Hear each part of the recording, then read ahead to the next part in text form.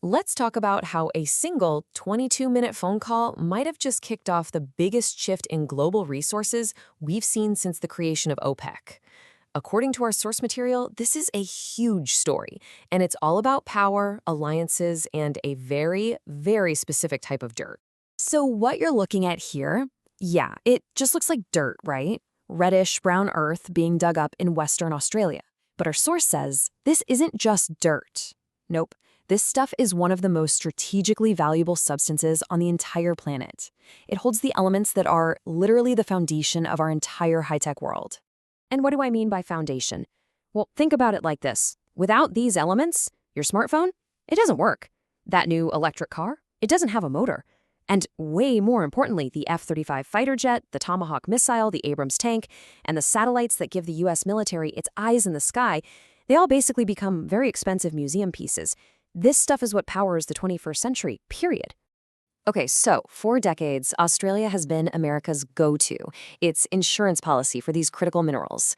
You know, a stable, reliable friend in a world where China pretty much controls the rest of the market. But that insurance policy? It might have just been completely torn up. Just so we're all on the same page, when we say rare earths, we're talking about a group of 17 elements. You hear names like neodymium and lithium. They might sound a little obscure, but they are absolutely critical. And here's the funny thing. They're not actually rare in the ground. The problem is they're incredibly difficult and messy to mine and process. And that's what makes a reliable supplier like Australia so incredibly valuable. All right, now we get to the main event. The moment our source says lit the fuse on this whole crisis. And it wasn't a treaty signing or some big battle. It was a single, unscheduled, and totally unscripted phone call from Donald Trump to the Australian Prime Minister, Anthony Albanese. The source, citing insiders in the Australian government, claims Trump laid out 3 non-negotiable demands. First up, an immediate 30% price cut on all minerals. Second, a total ban on mineral exports to China, which, by the way, is Australia's biggest trading partner, and he wanted that done in 90 days. And to top it all off, third, the U.S. gets first dibs on any new mine discovered anywhere in Australia. And, the tone here is really important. The source reports Trump called these critical national assets dirt and rocks.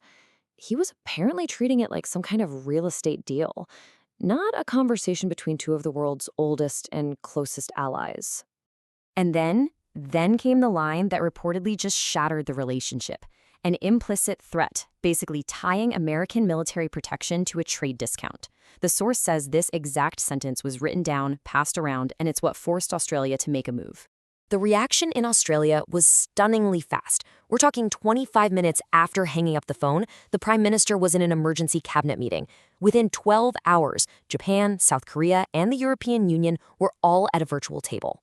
The pressure that was meant for Australia actually just pushed them to build a whole new alliance without the United States. And what came out of that frantic 12-hour scramble? A new binding 20-year agreement. It's called the Indo-Pacific Minerals Compact. And you know who the most important member it excludes is? Yep, the United States. And look, this wasn't just some vague handshake deal. Japan gets 35% of Australia's rare earths for $18 billion in critical technology. The EU gets 25% in exchange for a massive trade deal. South Korea gets the lithium it needs for its batteries in return for a security partnership. Every single partner brought something real and significant to the table. So now the huge majority of Australia's critical minerals are contractually locked up for the next 2 decades. And the United States? Well, it just went from being the #1 customer to fighting for the leftovers, the scraps, on the open market, likely at much, much higher prices. And this right here, this really gets to the heart of the matter. Trump's demand was a tactical move made in a 22-minute phone call. But in response, Albanese and his allies created a 20-year binding strategy. It's a textbook example of how short-term pressure can create a massive, long-term strategic problem. This new deal led to immediate and severe consequences. And we're not talking about something that might happen down the road. The fallout hit the stock market and the Pentagon's budget almost instantly. So the market's reaction, it was swift and it was brutal. In just 2 hours after this deal was announced, major U.S. defense companies saw their stocks just plummet. And why? Because Wall Street understood immediately that the cost of building every single piece of advanced American military hardware had just gone way, way up. And let's put a hard number on that. $94 billion.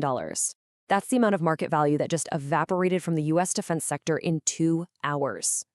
Money doesn't have an opinion, you know? It just runs the numbers, and the numbers showed a supply chain in absolute crisis. To make this even more real for you, every single F-35 fighter jet needs about 920 pounds of these rare earth materials. With the U.S. now having to buy them on the open market, the projected cost for every single new jet goes up by $3.2 million. That's not just a rounding error. That's a structural break in the defense budget. And hey, this isn't just about military stuff. Our source projects that this will hit you at home. The price of your next smartphone could jump by up to $200. An electric vehicle could cost an extra $12,000. And all those clean energy projects, vital for jobs, could get delayed as the cost of their main components just skyrockets. And if you want proof of how deep this new rift is, just listen to this quote from the Australian Defense Minister. Notice the very careful wording. Any partner. She isn't naming China or Russia. This is a clear public signal to Washington that the alliance has fundamentally changed, and Australia is drawing a line in the sand. So where does all this go from here? Well, the source lays out 3 potential dominoes that could fall, and honestly, each one is more serious than the last. First, a panic scramble for the U.S. to start mining at home, which realistically won't produce anything meaningful for at least a decade. Second, and this is where it gets really dicey, Australia could start to rethink that massive AUKUS submarine deal. And third, the long-term nightmare scenario. Other countries with valuable resources see what Australia did, and they form their own alliances, and OPEC for everything, controlling prices with the U.S. stuck on the outside looking in. Which really leaves us with this final question. When a 22-minute phone call can potentially blow up a 20-year supply chain, what does that really tell us? Maybe it shows that in the 21st century, real power isn't just about having the most ships in the ocean. Maybe it's about stable handshakes, signed contracts, and the kind of trust that you just can't demand. It has to be earned.